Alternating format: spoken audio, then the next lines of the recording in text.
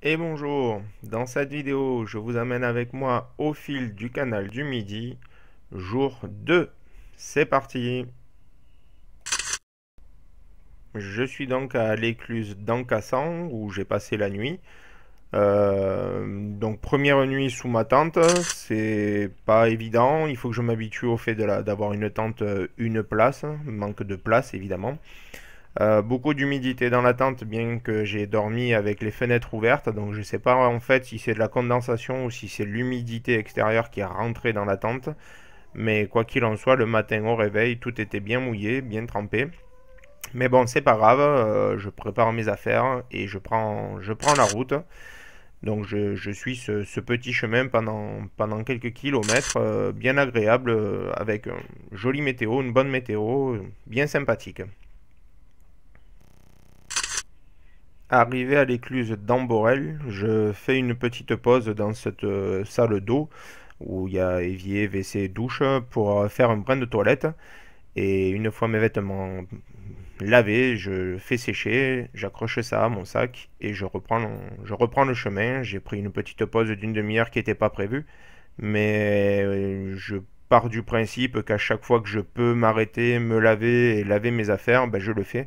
Comme je ne sais pas jusqu'à quand je vais pouvoir retrouver à nouveau un point d'eau, chaque fois que je trouverai un endroit pour laver, je m'arrête et je le ferai. Et vous verrez au fil des vidéos que des points d'eau, il n'y en a pas beaucoup au fil du canal du Midi. Après quelques kilomètres, j'arrive à l'écluse de l'océan, où j'en profite pour faire une petite pause et prendre quelques informations sur le fonctionnement du canal et le fonctionnement de ses écluses notamment, et un petit peu d'histoire sur le canal du Midi avant de reprendre le chemin.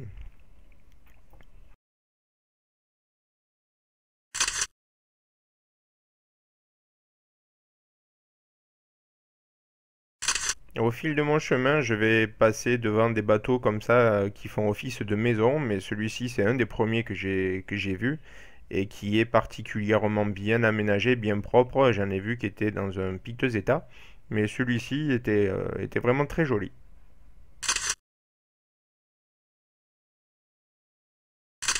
Chemin faisant, j'arrive à l'écluse du Roc. Alors, vous voyez que l'écluse de Lawrence, que j'ai passée il y a 1271 mètres, je suis pas forcément arrivé à les photographier. J'ai essayé de faire des photos de chaque écluse qui était de mon côté. Certaines, il n'y avait pas la possibilité de passer par-dessus le canal pour aller faire la photo. Donc j'ai essayé de faire des photos de chaque panneau avec les écluses et les kilomètres, ce qui en plus me permettait d'avoir une information sur le nombre de kilomètres réalisés. Mais voilà, ça m'est arrivé de devoir en sauter quelques-unes en termes de photographie. Encore un nouveau bateau maison. Et voilà, changement de département. Je passe désormais dans l'Aude, où j'en profite pour faire une petite pause repas. À midi, ça sera taboulé, comme tous les midis d'ailleurs. Et j'en profite pour faire sécher la lessive de ce matin, en mettant un petit peu au courant d'air, serviettes, chaussettes et caleçons. Avant de reprendre ma route direction Castelnaudary, où j'en profiterai pour regarder comment se passe le remplissage des écluses. Jusqu'à maintenant, j'avais pas forcément eu l'occasion de me poser en attendant. Donc là, je prends 5 minutes et je regarde. En plus, comme ça me permet de faire une pause et de poser mon petit sac à dos.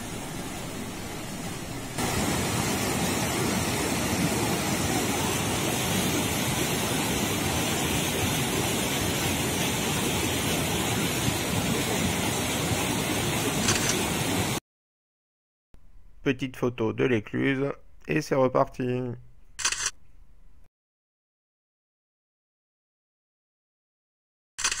Passage à l'écluse de la Perruque, où je pourrais malheureusement pas faire de photos. Après la Perruque, la Criminelle. Alors je sais pas d'où sont tirés les noms, mais peut-être qu'ici il y a eu un crime. Qui sait?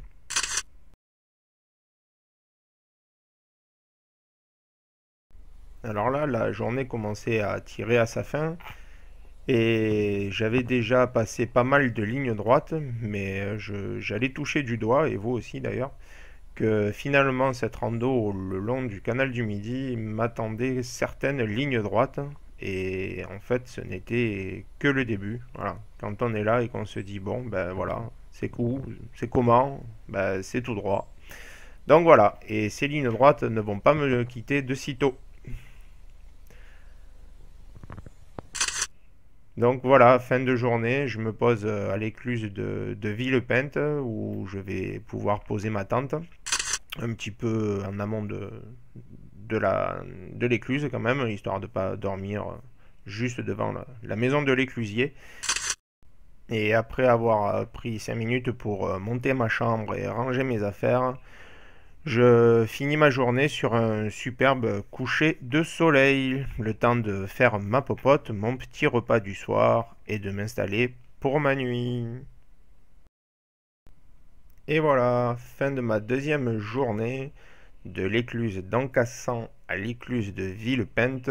J'ai dû faire 30-33 km pour aujourd'hui. Donc si la vidéo vous a plu, je vous invite à vous abonner à la chaîne et à aimer cette vidéo, ça fait toujours plaisir. N'hésitez pas à me laisser un petit commentaire également. Et je vous dis à très bientôt pour la suite de ma randonnée au fil du canal du Midi. À bientôt!